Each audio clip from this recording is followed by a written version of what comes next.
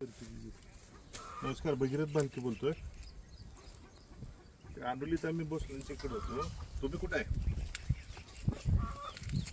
इथलं ही केलं नाही का? हा, इथं सगळ्यात जास्त नुकसान झालंय. इथं जाईल. हा,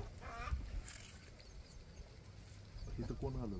ग्रामसेवक आले होते, इथं येऊन गेले.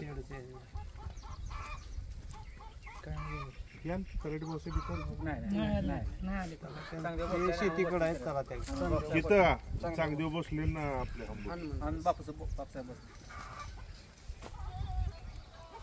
हा, टावरच्या ही अलीकड इथं नुकसान झालंय. ते शेडच वरच उडून गेलं आणि 2-3 गायांना पण दुखापत झाली.